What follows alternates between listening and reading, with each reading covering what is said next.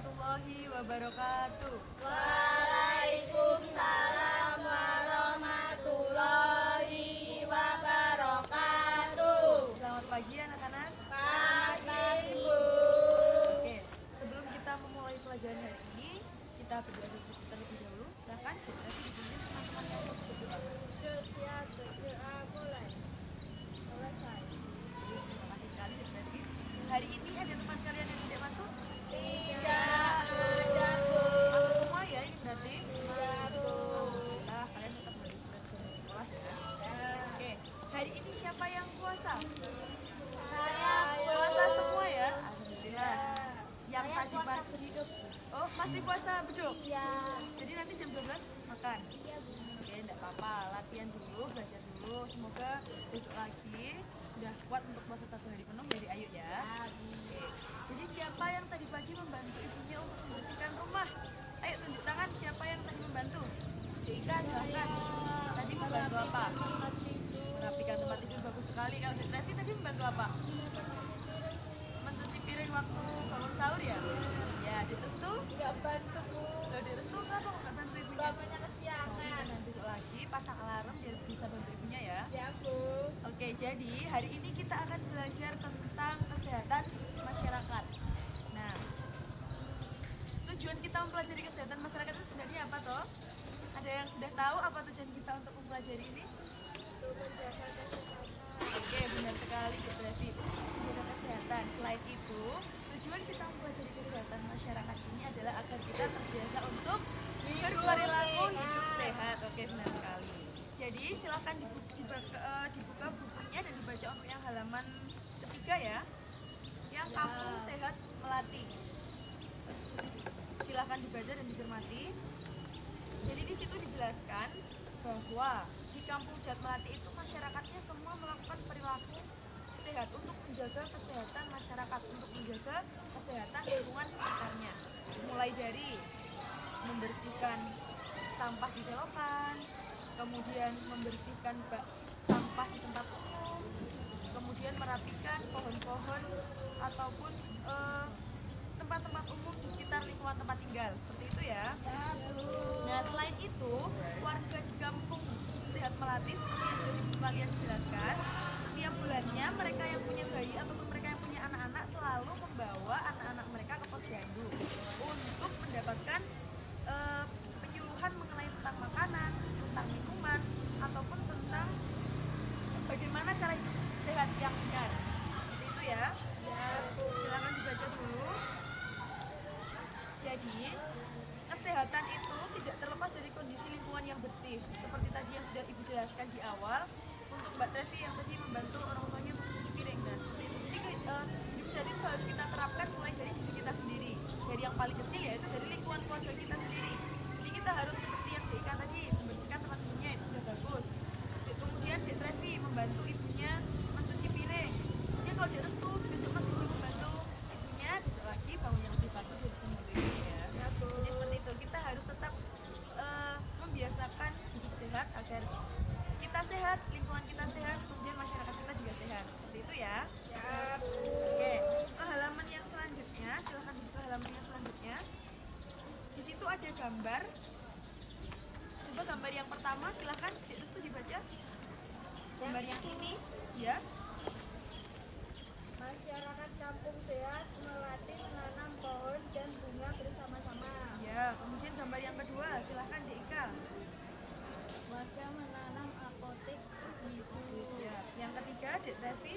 Warga memilah sampah. Kemudian yang terakhir Dek Ayu, silahkan dibacakan. Warga mendaur ulang sampah menjadi bahan kreatif. Nah, jadi dari bacaan yang sudah kita baca tadi dan contoh gambar ini, siapa yang bisa menyebutkan apa saja perilaku yang dapat kita contoh dari masyarakat, dari perilaku yang dilakukan oleh masyarakat di Kampung Sehat Melati? Siapa yang bisa menunjukkan, yang bisa menyebutkan perilaku apa saja yang dapat kita contoh? Dek Restu? Membuang sampah pada tempatnya dan memilah sampah. Iya, bagus sekali. Jadi itu adalah salah satu cara untuk menjaga kebersihan lingkungan kita. Selain itu, mungkin Dek Trevi yang dapat kita contoh, menanam tumbuhan untuk obat-obatan. Jadi kesehatan kita terhadap lingkungan kita. Jadi tidak ada salahnya kita untuk menanam apotek hidup. Apa saja tuh contoh apotek hidup itu? Jahe, Kunyit, lalu apa lagi? Nah, jadi apotek hidup itu adalah tumbuhan-tumbuhan yang dapat kita gunakan sebagai obat.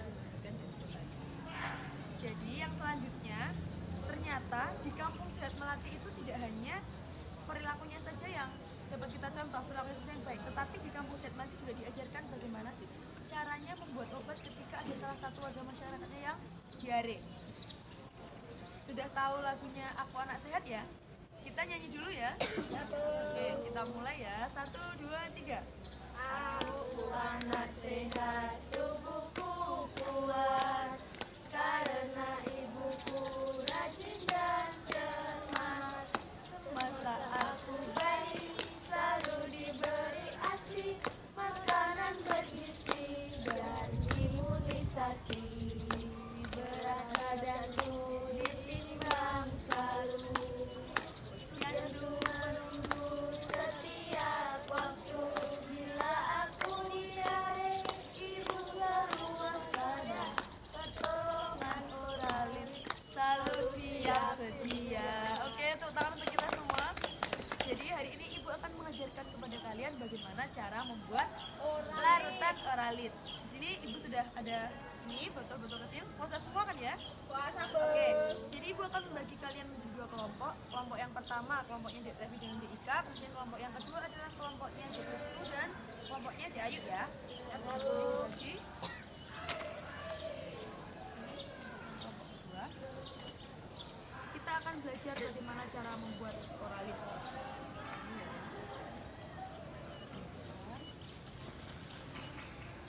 Dari buku yang kalian baca, oralit itu terdiri dari apa saja sih? air. Kemudian apalagi? Ini airnya ya, silahkan dibuka. Untuk yang airnya, kita buka dulu yang A ya. Kita buka dulu yang A. Ibu sudah memberi tanda seperti ini. Kita buka dulu yang A. Jika terlalu banyak boleh ya nanti airnya dibuang.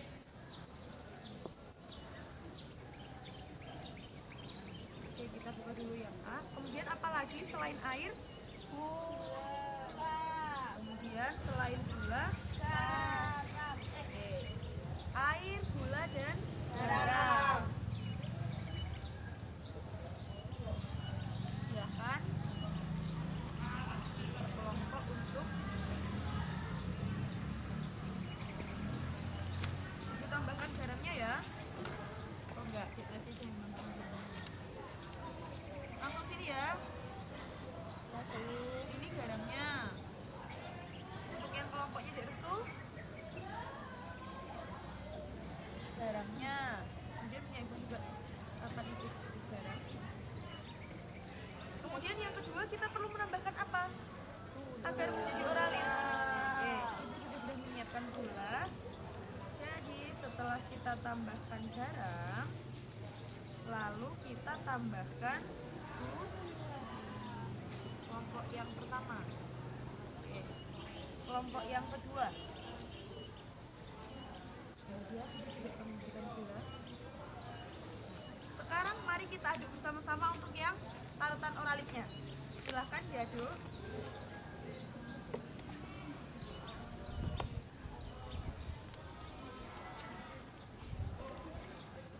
Puasa semua ya ini. Oke, puasa semua.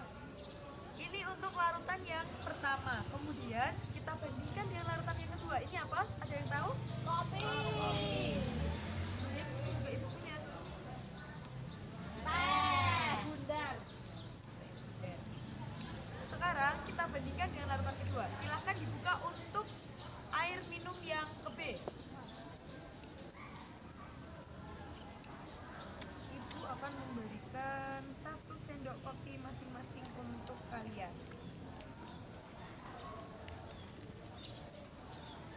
Sudah siap?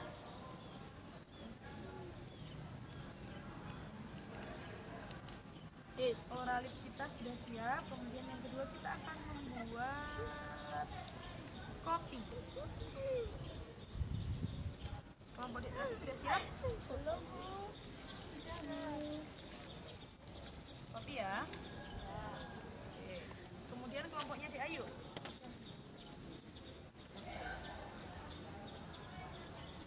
Silahkan diaduk yang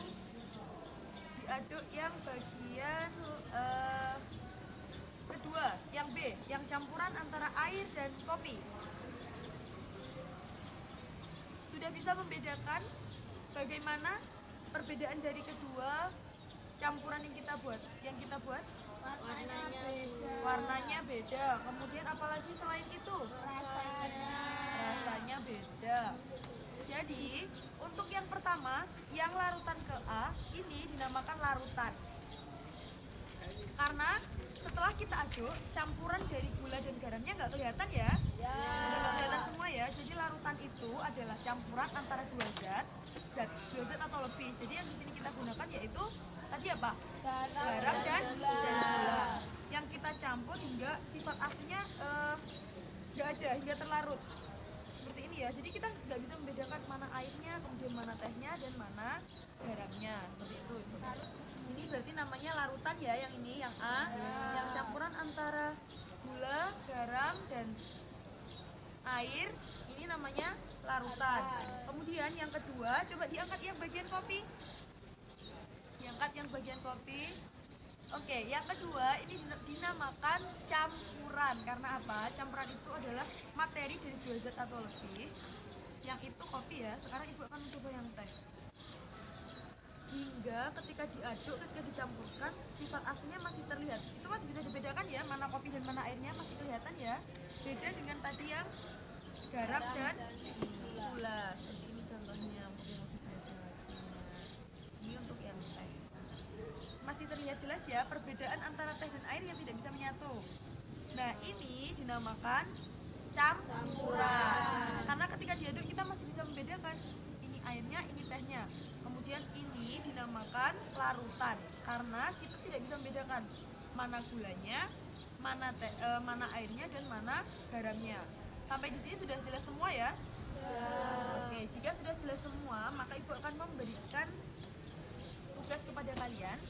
Silahkan dipinggirkan terlebih dahulu larutan dan campurannya.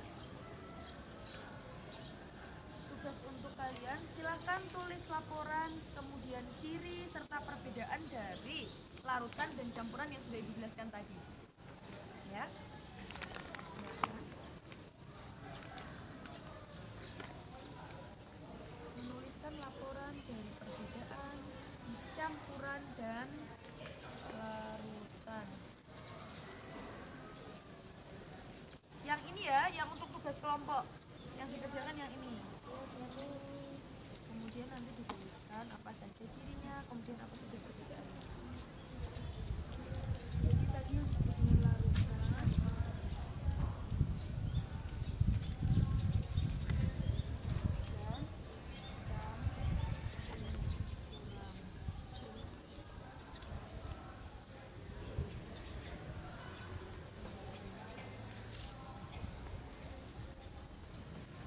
Ada yang kesulitan? Dek Revi, sudah bisa ya? Oke, dikerjakan dengan kelompoknya masing-masing.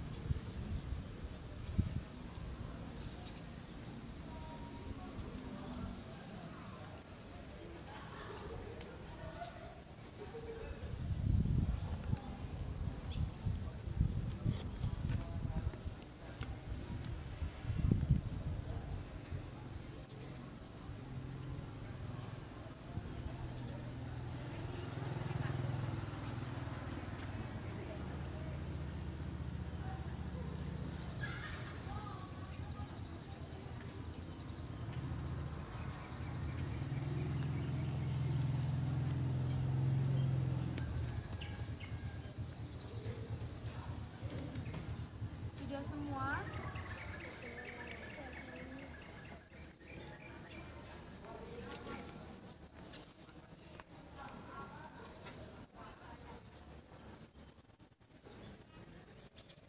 Silakan dibacakan untuk kelompok yang pertama.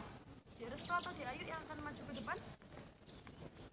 Oke, Dek Restu silahkan maju ke depan untuk membacakan hasilnya. Maju ke depan sini, Dek.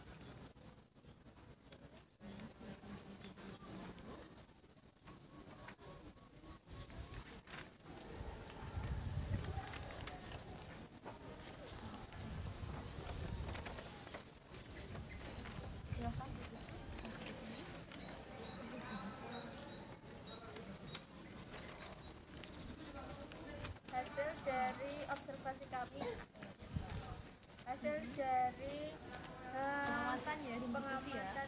percobaan kami adalah soalnya, apakah kamu masih melihat wujud gula dan apakah yang terjadi dengan gula? Jelaskan. Kami tidak melihat wujud gula tersebut karena gula tersebut adalah sifat dari larutan, yaitu larut dalam air. Yang kedua, apakah kamu masih melihat wujud garam dan apakah yang terjadi dengan garam? Jelaskan. Kami tidak melihat wujud garam lagi dikarenakan karena garam merupakan jenis zat larutan yang bisa larut dalam air. Apa kesimpulanmu dari dua pernyataan pertanyaan hasil percobaan tersebut? Jadi larutan adalah gabungan antara dua zat yang tidak terlihat lagi wujudnya jika dimasukkan ke dalam air dan campuran adalah suatu zat yang jika dilarutkan dalam air itu akan masih terlihat zatnya. Ya, terima kasih sekali. Tepuk tangan untuk kelompok yang pertama. Kemudian untuk yang kelompoknya Dek Revi, silahkan maju ke depan dibacakan untuk yang bagian teh dan gula ya. Bagian yang ini. Jadi nanti cirinya, perbedaannya kalau yang gula, kalau yang kopi dan air bagaimana, kemudian kalau untuk yang air dan teh bagaimana. Dek Revi, silahkan dibacakan ke depan hasilnya. Berarti yang ini apakah Anda masih melihat wujud kopi ininya ya. Kemudian yang kedua diganti dengan yang Pertama, apakah kamu masih melihat wujud kopi? Apa yang terjadi dengan kopi? Wujud kopi masih ada karena kopi tidak larut ya. larut ke dalam air. Kemudian, apa kamu masih melihat wujud teh? Apa yang terjadi dengan teh? Tehnya masih terlihat Masih bisa karena dilihat ya. Ini tehnya, tidak kemudian larut airnya. dalam air. Jadi kesimpulannya yaitu kopi dan teh tidak bisa larut ke dalam air. Maka kopi dan teh, campuran kopi dan air, teh dan air disebut dengan campuran. Oke, sekali lagi tepuk tangan untuk Dek Revi. Terima kasih. Silakan kembali ke tempatnya. Jadi apa saja yang dapat kita pelajari hari ini? Dari apa yang sudah Ibu ajarkan tadi, apa yang dapat kita simpulkan? Bahwa yang pertama, kita harus menerapkan perilaku hidup sehat, mulai dari menjaga diri kita sendiri, mulai dari lingkungan keluarga kita. Kita harus membantu kedua orang tua kita untuk menjaga kesehatan.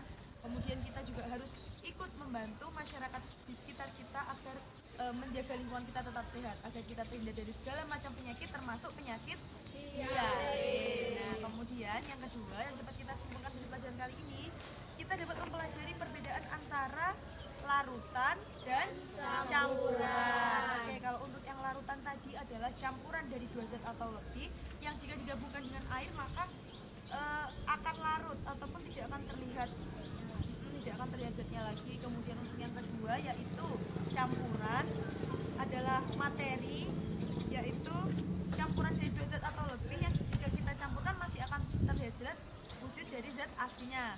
Sampai di sini sudah paham semua ya? Oke, jangan lupa dikerjakan untuk soal yang sampingnya, yang ini ya, yang soal evaluasi. Untuk tugas rumah, jangan lupa dipelajari lagi. Minggu depan kita akan mempelajari tentang tema selanjutnya, yaitu tema globalisasi ya. Oke, jadi jangan lupa disiapkan, jangan lupa belajar di rumah. Semoga apapun yang kita pelajari hari ini dapat berguna untuk kita. Serta jangan lupa untuk tetap berperilaku sehat serta menjaga pola hidup yang sehat.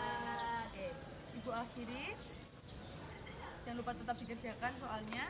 Sekali lagi, wassalamualaikum warahmatullahi wabarakatuh. Waalaikumsalam warahmatullahi wabarakatuh.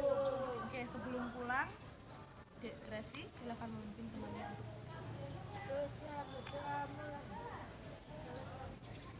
hati-hati pulangnya, selalu tengok kanan kiri.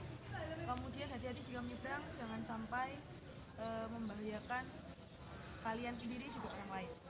Sampai jumpa di minggu depan ya. Terima kasih.